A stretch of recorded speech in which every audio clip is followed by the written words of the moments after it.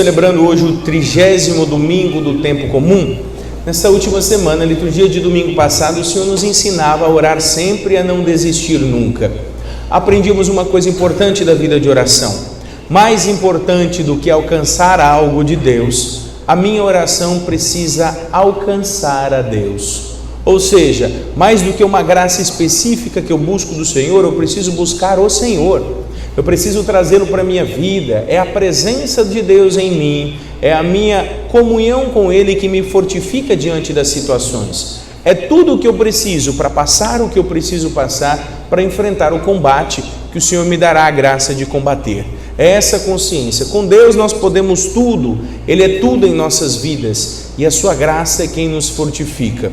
E justamente porque reconhecemos isso, é que a nossa esperança, a esperança do cristão não está naquilo que nós conseguimos fazer. A esperança do cristão está na ação de Deus em nossa vida.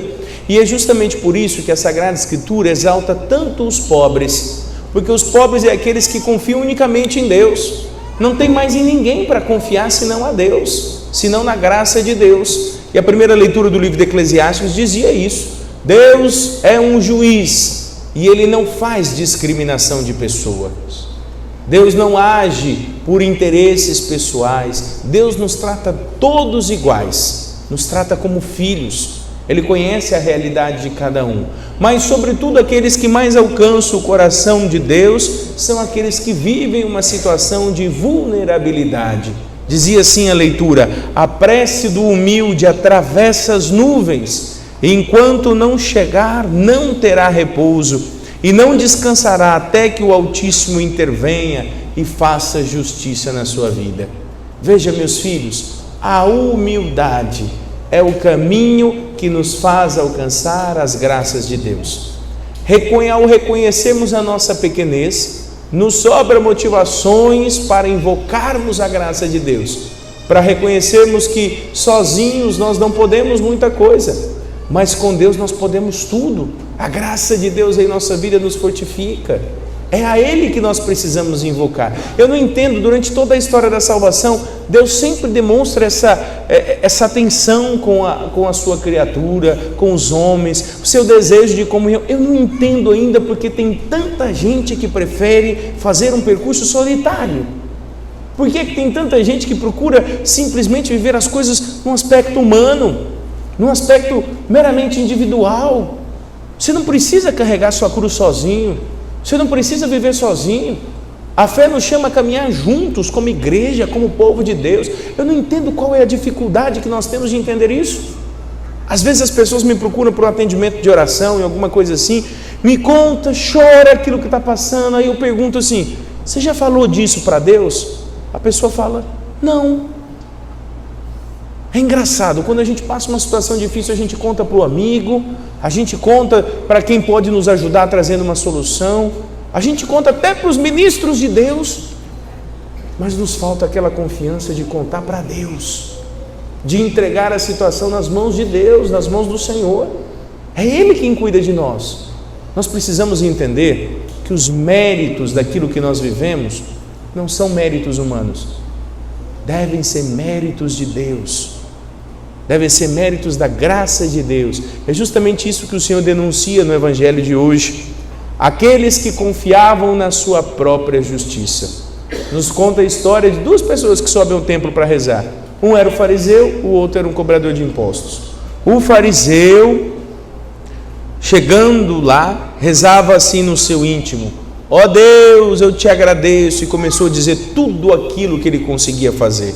Porque eu não sou como os outros homens, eu não sou ladrão, desonesto, adúltero, olha, eu não sou nem como esse cobrador de impostos. E começou a vomitar para Deus tudo aquilo que fazia.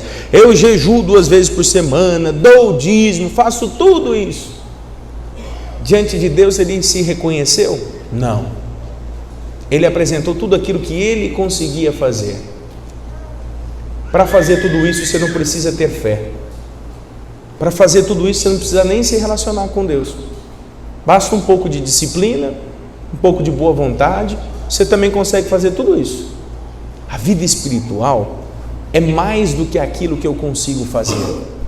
A vida espiritual é aquilo que eu faço com Deus. A vida espiritual é aquilo que eu permito Deus realizar em mim. Aos olhos humanos, esse fariseu ele era perfeito, ele vivia todos os preceitos religiosos, mas aos olhos de Deus ele era vazio, porque tudo aquilo ele fazia sozinho, com o seu esforço. Deus não tinha espaço num coração tão orgulhoso e tão arrogante. Enquanto isso, aquele que era considerado pecador, cobrador de impostos, ele era considerado publicamente alguém muito ruim, porque os cobradores de impostos tinham que retirar dos outros aquilo que não pagavam. Era uma situação muito constrangedora. Eram considerados corruptos, cobravam sempre a mais para desviar para si. Essa era a fama dos cobradores de impostos. Esse não teve coragem de dizer nada a Deus, senão reconhecer os seus pecados e dizer misericórdia. É por isso que a humildade é fundamental para o cristão, porque nós somos chamados a reconhecer aquilo que nós não conseguimos fazer. Sem humildade, nós exaltamos aquilo que nós fazemos, mas nos falta aquela, vamos dizer assim, aquele tom de veracidade para analisar plenamente quem nós somos. E veja, ao buscar a humildade, não pensa que isso vai nos fazer menores do que os outros, não. A humildade é um tom de sabedoria na nossa vida. É só reconhecendo as nossas limitações que nós vamos poder Deus agir na nossa vida. Tem gente que vive um faz de conta, até porque hoje em dia, né, as redes sociais é assim, né? Ela é um constante faz de conta. Eu nunca vi alguém gravar um vídeo nas redes sociais descabelado. Já viu? Faz uma mega produção, se prepara. Esses dias o padre gravou um vídeo, né, para anunciar o final do cerco de Jericó. Começou a chegar as mensagens: eita, mas esse olho está inchado, hein? Que cansaço é esse? Eu gravei o vídeo na hora que eu acordei, era o tempo que eu tinha antes da missa das 7 da manhã. Você quer que eu tenha o quê? Que eu passe por uma sessão de maquiagem antes de fazer? Não preciso disso, né? E a pessoa notou e falou: eita, mas olha, acordou agora, brincando. É, porque eu sou o que eu sou do jeito que eu sou, velho. Eu não preciso. O dia que vocês me verem com uma peruca gravando um vídeo, aí você fica preocupado, porque o padre ficou doido, né? As pessoas, tem um paroquiano que chegou comigo e falou assim: padre, descobri um segredo. Eu falei: meu Deus, o que será que é, né? Descobri uma promoção de implante de cabelo. Se o senhor quiser, vamos junto, nós vamos para fora do país. Eu falei: meu amigo, sou tão reconciliado com a minha careca. Eu acompanhei o processo e quando eu fui ficando careca. Quando eu morei na Itália, a água de Roma ela tem muito cálcio, ela acelerou esse processo. Sou tranquilo com a minha careca. Padre, vamos tirar o óculos, faz uma cirurgia também, sou tranquilo com o meu óculos.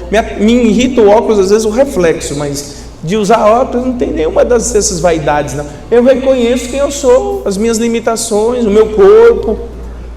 É assim, meus filhos. Ao reconhecer isso, ao reconhecer quem você é, não é para você se sentir humilhado. Não é para você se sentir pormenorizado, não. Nós notamos quem somos para invocar a graça de Deus sobre nós. Digo uma coisa sem muito medo: mais vale um pecador que busca constantemente a sua conversão invocando a graça de Deus, do que alguém que às vezes obedece os preceitos religiosos, mas faz isso de modo mecânico, faz isso com suas próprias forças. O cristão não foi chamado para viver a eficiência. O cristão foi chamado para viver a graça de Deus. E é por isso que muitas vezes é melhor errarmos juntos do que acertarmos sozinhos. E a igreja experimenta muito isso. Quando temos algum evento, quando nós temos... imagina, num festejo chega a trabalhar 300, 400 pessoas de uma vez, numa única noite. O nosso conceito é esse: o mais importante é estarmos unidos.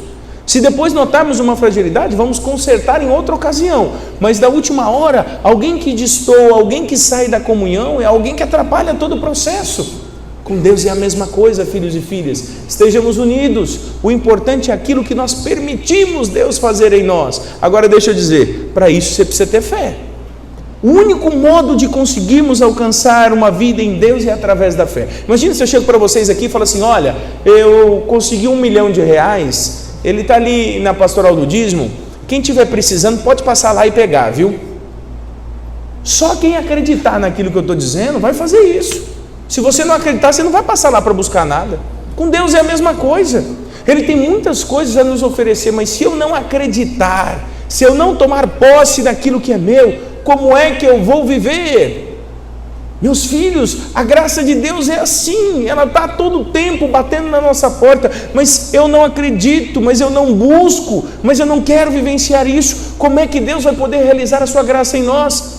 São Paulo, no final, aliás, na segunda leitura, não é no final não, logo no início, ele fala assim: olha, estou para encerrar o meu ciclo nessa terra, combati o bom combate, e ele fala: guardei a fé. Que bonito você chegar no final da sua vida, você olhar para a sua história sem dizer assim: valeu a pena, combati. E olha que São Paulo tinha muitas coisas para se vangloriar, hein? Foi um tremendo de um apóstolo, foi capaz de escrever tantas cartas que depois entrou nas Sagradas Escrituras, né? Quantas comunidades ele fundou, foi um servo, foi um grande missionário, foi alguém que tinha histórico.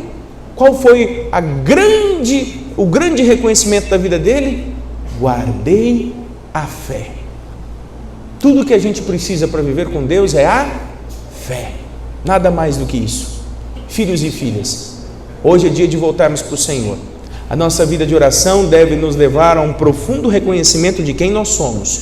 Caminharmos pela via da humildade, porque assim reconhecemos as nossas fraquezas, mas seremos capazes de, pela fé, reconhecer sobretudo aquilo que Deus pode fazer em nós. É pela fé que seremos tudo aquilo que o Senhor espera que sejamos. Precisamos apenas da fé para deixar o Senhor realizar as suas obras em nós. Não queira viver sozinho, não queira se salvar sozinho. Você não vai conseguir.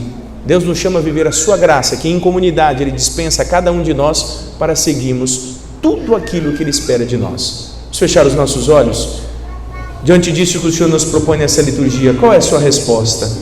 O que é que você tem para dizer para Deus hoje? Ele te trouxe aqui, meu filho e minha filha. Não tenha medo de reconhecer as suas fragilidades. Não tenha medo de reconhecer sua pequenez, suas misérias. Nós precisamos de fé.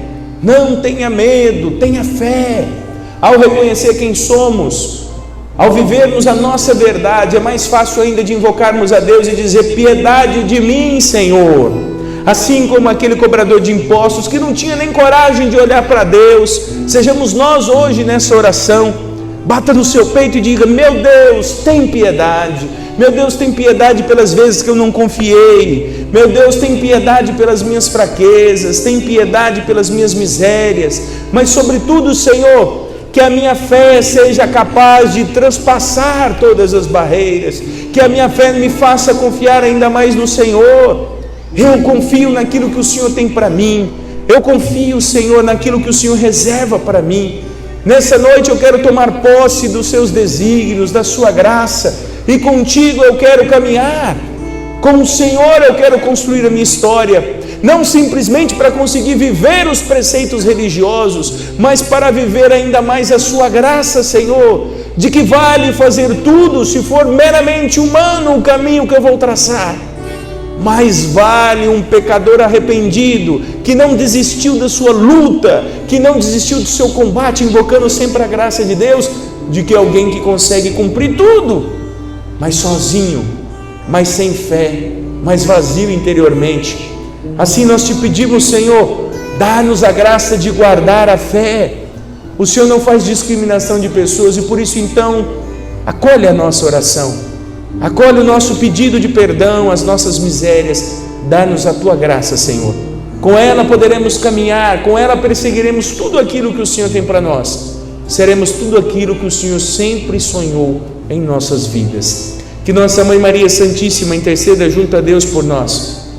Ajuda-nos, ó Mãe, no caminho da humildade a confiar no Seu Filho Jesus.